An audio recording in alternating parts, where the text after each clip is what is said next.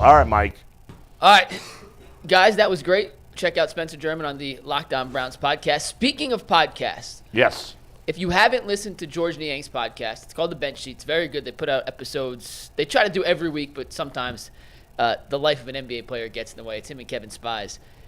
It was his first podcast last night since the trade.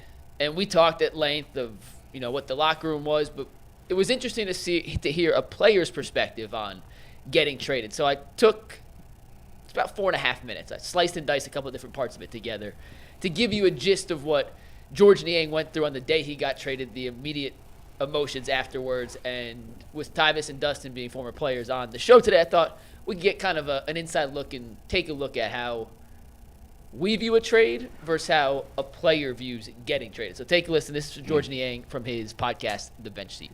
It was probably like 1:35, 1:38 on Thursday, and me and Kevin were talking about how he was going to come to Cleveland, and we were joking around, and I was like, yeah, hold on a second, my GM's calling me. And then that's when my GM laid the news down that I was going to Atlanta, me and Karras, and thank you for what I've done in Cleveland, and that they'd be trading me. Now, what is your because after you get traded, is there a difference between how you feel and what you say? Is there knowing you are a consummate professional always. So, I think your immediate feeling is like, what the fuck? You know what I mean? But it was crazy because I was getting a massage from a massage therapist of the Cleveland Cavaliers, and she clearly heard the conversation, right? So I'm getting a massage and talking on the phone with my agent, talking on the phone with the team, agent, then everyone's calling me and my phone's going off. And, I just kept getting a massage. And now that I look back on it, I kept getting a massage. And all I remember is hearing her behind me. But the massage felt like the only comforting thing at the moment because it was it felt good to just be something that was still relaxing because the rest of my life was just starting to get hectic. So I stayed there for another 45 minutes getting a massage while the poor massage therapist for the Cleveland Cavaliers is hysterically crying as she's giving me a massage. And I didn't even recognize it till I turned around and she was like, I'm so sorry, da-da-da. And I was like, no, it's totally fine. But I really appreciate, all the work that we got to put together. And, there's not much people can really say, right? Yeah. It's almost clean breakups are good when you just rip the Band-Aid off and you go your separate ways. I know there was a lot of history built and a lot of cool things that we got to accomplish together. But at the end of the day, it's that's the business aspect of it that you have to just not bring your feelings in. And I'm saying that now because it's 6 days post. But if you could have seen me day one, I was my emotions were I was numb. I didn't know what to say, didn't know what to do, and then you get to a new spot and you you don't want to ruffle feathers, but you want to kind of implement yourself in there. So it was a crazy process, but it's honestly been awesome, getting back together with Quinn Snyder and then also having someone like Karis LeVert, who's a consummate professional, who's been traded, who's done it before and was on my team and I've known him before. So what happened, I saw I think it was 3 minutes earlier, Shams had tweeted it. Yeah. It's crazy how many players probably find out by getting a. If I probably wasn't on FaceTime with you, that's probably how I would have found out. Because I was I was out getting a massage and I was I'm going to use this massage time to pass the next hour and a half till it's 3 o'clock because I really didn't think we were doing anything. Yeah. You talk to your agents and they're blah, blah, blah. And, Did you think you might have? I was maybe, but I didn't think that we were going to do anything. You look at it we were. I say weird. When I was on the Cavs, we're 41-10. We're the number one team in the East. So I was why would we switch it up? But at the end of the day, I think as a realist, you have to be okay, on paper, that's a deal that they probably have to take when it comes to the business aspect, expiring contracts, getting under the tax apron, player value. And shortening your bench because you guys, the Cavs have a lot of players that can get minutes. And at first you want to take it personal, but you really you really can't, like, because it's not personal. And I don't know how to explain that because it took me like a couple of days to like really understand that. Yeah. But change is always like tough, right? Yeah. You go into a situation where you're like, wow, I just put my all into one place and they decided to move on. Like, how do I learn to become vulnerable again? And I think the beautiful thing about sports is that like sports is like its own language, right? So then when I finally I was anxious before I played, but when I wasn't sleeping, like, and then when I finally got to play in like Washington, I was like, it didn't matter like what team was across my chest. It was just like that I got to be vulnerable in the game again and have that connect me with the group of guys that I was out there. And it was just like, okay, like everything's going to be all right. Like, because basketball is the reason why all of us are here. Yeah. And it's like, now the business aspect is out of it. Now it's just like, let's hoop and win games. So that was Georges Niang on their podcast, The Bench Seat. Just an interesting perspective from the player's side of a deal like that, getting traded from the team with the best record in the East to a team that's kind of going in the opposite direction. Tyvis and Dustin, you guys have both changed teams throughout your career. How difficult is it to handle a situation like that? And do you kind of feel for George and Karis in a way? First of all, that video is disturbing because you can't help but to look at the black eye or whatever the heck he got. What is that? Yeah, I don't know what happened. He got hit in the face the night before in a game by someone on the Clippers. It's just a black eye. Okay, yeah, he's fine. He's fine. But I have not been traded, but I have the closest thing I can say to where, like, because I was young. I was a rookie in the NFL. So I was 22 when I was playing for the Seahawks. The closest thing I got to his situation was when I was playing for Seattle. I was there the entire season. We get to the playoffs, and they had to release me because they needed to sign Devin Hester because they needed a returner. And at that point, I was like, I probably felt the same way he felt, to where I was like crushed.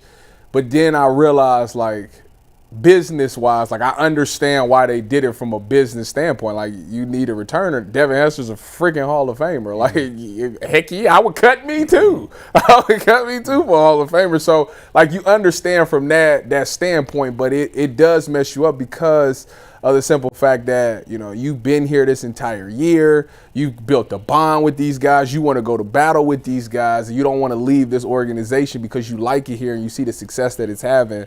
But ultimately, you have to realize, like, you have to learn to put your personal feelings to the side, which is what he was talking about, putting your personal feelings to the side and understanding that there's personal and then there's business. And when you're dealing with stuff like that, that's strictly business. You can't put your feelings into that, even though there's going to naturally be some. At the end of the day, you got to be a big boy and understand, like, this is a business decision. This was best for their business. So that's the best insight I can give you that's as close as I've gotten to being traded. I haven't been traded, though. Well, there's a couple things that I think about here. Number one, to your point, Mikey, I mean, you can't help but feel bad for a player like Georges Niang when you see a clip like that. And especially when you're leaving a really good team that has a chance to win a championship to go to a team that probably doesn't. It's really tough. However, you have to then take some time and have perspective. You go through all the stages of grief, I'm sure, when you get traded or whatever. I mean, I've been cut 100 times, I feel like. And I'm not even lying because, like, there was a time where I was just every single week up, down. You here, too? Yeah. And that happened to me too. I mean, I was going home for a week, coming back. Like, it was. You just become, like, numb to it. And then you're like, okay, I'm not a franchise player, so if I want to get this paycheck, this is the business. Yep. So you sort of change your mindset a little bit in that role. It still sucks. The other thing that sucks now for these guys more than anything is that you don't always get the phone call from the GM to find out. We've got social media. I didn't live and play in a world with social media when I was playing ball. So, like, anything that happened, I was just found out from the team, the coach or the GM would call you into his office. So it's more cutthroat now than ever because these agents want to feed the info to these reporters before the players know. And I think it's bullshit, honestly. Is it always the agent and not the team giving you? It could be both. It doesn't matter. Somebody's got something they're benefiting from by hooking this guy up with some news before everybody else. And before the player knows is absolutely ridiculous. By the way, if the player finds out after it's put out by Woj or, no, not Woj anymore, Shams or all the guys in the NFL and NBA or Major League Baseball, that's a disgrace. If the agent is doing that, That's your client.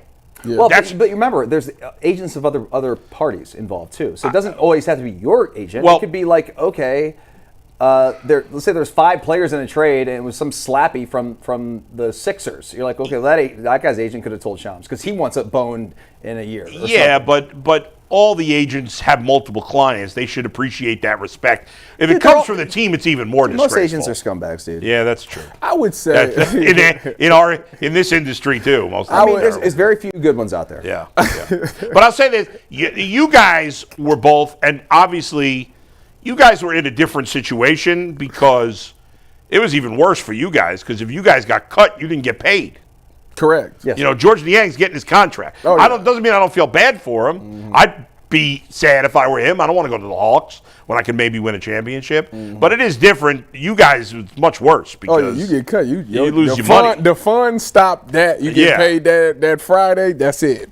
Boom. No checks, no more. Dude, I was on the Eagles, and I got activated to the game day roster, or the active roster from the practice squad. Great day. It was a great day. Great My day. paycheck went from $3,800 that week to $21,000. So, yes, sir. So that was a great day. Yes, sir. And then I remember, I was on the active roster because a player was battling an ankle injury. It was Roderick Hood, who was a good player, starter, and he was getting ready to come back, and I was asking him, how you feeling, man? Yeah. Take another week. Because I'm like, just chill out. You good, man? Yeah. You got to at least get 3 games going active so you can get to your next salary. And so, like, I was at one point when I ended up going back down to the practice squad. Yeah. It's kind of crappy, dude. You're sitting around, you're like, you see a player go down, your teammate go down, you're like, is he gonna be okay? Because like the paychecks are a real thing and an opportunity. It's a huge difference between being active or being practice squad. But that was unique for me because I was like, man, this is crazy. It was the first time I'd ever been like, not rooting against my teammates, but I'm like, let him have a tweaked ankle. I think not an ACL, but just something where it's going to keep him out so I can get 2 more weeks on the active so I can get a credited season. We're going to 18 games here eventually. We know the players can say whatever they want. We know what's happening eventually. If I'm the players, one of the concessions I want is no more practice squad. Those guys are on the roster. They should be. This is ridiculous. You're talking about a minimum salary is what is it? 800,000. It's less than that, dude. It's like 450. It's 400, 500. So you're talking about 500. You're talking about an extra $5 million, $6 million total, 7 maybe. Like every NFL team can afford $7 million for the bot. It's not even $7 million because those guys you're getting paid something on the practice squad. Obviously, a lot less. Whatever it is, let's say it's $5 million more per team to have all those and everybody should be active on game day. Yes. You should. If you're on the road, what is the point of only 45 of 50? That's stupid. Some teams don't let you travel on. Some teams don't even take their practice. Yeah, and it's incredible that these teams nickel and dime these situations. Does a lot of that have to do with gambling? Like eliminating guys from playing and also the trying to be deceitful about information about players' availability and things like that. Because if everybody was in uniform or available on game day, other teams and also people who are in Las Vegas wouldn't know if you sat a guy out all week just to kind of mess with another team, gamesmanship, if you will. Okay. I'm just wondering if that's a factor. Well, what I'm saying, every healthy player should be active. Yeah. So maybe like the night before the game, you have to announce these are our injured guys. They will not be active. Everybody else is active. And if that means one team has 53 and the other team has 56. There shouldn't be healthy scratches. Exactly. That shouldn't exist. There should also be a second bye. That would be good for the game, if too. they get the second bye, I think people will be lenient. But let me tie one last point that I wanted to make about George, is that because once I left Seattle, all I really wanted to do was go back to Seattle, and I remember talking to Sherm, and he kept saying, "Why do you want to come back here?"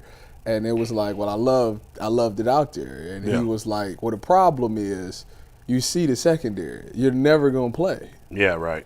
So why would you go sit here and be my backup for the rest of your life? Like, no. You need to go somewhere you could play. And I thought about him, and I thought about Niang plays the 4, and I'm like, well, Evan, they just paid Evan. Evan's he's going to never not start over Evan. So, and then I started thinking about the Hawks. Who is the 4 for the Hawks? Do you know? Well, they have a bunch of wings, so where they play one big man, Capella or Okongwu, then they start Jalen Johnson, Risa Shea, and Dyson Daniels. Niang's not a starter. But Jalen, he's not starting. Yeah. No. But Jalen Johnson is out for the season. Yeah. So I'm saying he has more potential to be more impactful For minutes, I guess. for Atlanta. He'd be more productive. He's going to play more for Atlanta than he would here. He scored 21 last night. That's what I'm saying. So like he can get more minutes and more time, and maybe he can parlay that into a contract somewhere else. But he wasn't going to get that here. So as much as you wanted to be here with the Cleveland Cavaliers because they might go on this nice run, at the end of the day, for your future, for who you are as a person, as a player, you want to play. And you want to take that play and turn it into payments. Yeah. And the only way you was going to be able to really maximize that is to be on the floor. And I think the Hawks give him that opportunity. Yeah, it's a good point. So by the way, that's the one positive. By the way, the NFL minimum salary is now $795,000. Woo! I go play today. You know what it was when I was a rookie? What was it? 300,000. 270,000. And what was it when you were a rookie? 450. It's come up in the world. I mean, that's why I said, woo! That what you talking about? Hey, that's almost double what it was for you, and almost you want to know how much it was after my split contract? Yeah. That I didn't even know what a split contract was. Like 180. $135,000. Haas was like, because I went on IR as a rookie, so they cut my salary in half. Split I didn't know there was such a thing. Either. I think they got rid of him now. If you get hurt, and you go IR, you get the split. You don't get the regular game check. You go into the split. It would be a concession a player would give to an organization as I don't know. They'd be like, okay, we'll give you a 3-year deal, but you got to take a split your first 2. Nah, I'm not taking no split. I take less. So your agent kind of screwed you on that, or no? I mean, he thought he was helping me out. He didn't know I was going to get hurt. In camp, like I mean, so he got you a little more overall money. Because I got less bonus money. I got less bonus money. Yeah. But I got 3 years, so I could have got to restricted free agency faster instead of signing a 4. They wanted me to sign a 4 with a little more bonus money and no split, but we did that anyway. The point is, I wish I'd just got the bonus money and had the 4-year deal. Yeah. Shoot. You could have did. You should have took the 4-year deal off. Dude, I didn't know shit, man. The 4-year deal got you straight to the pension. You can't beat that with a bat. Dude, I was 21. The agent. That was his advice, right? I had my agent was really good. I was undrafted. I had one of the good agents. Yeah, and you were a high pick, so I didn't think I wouldn't be there for more than I was a 3rd-round pick. I thought I'd be there for at least 4 years.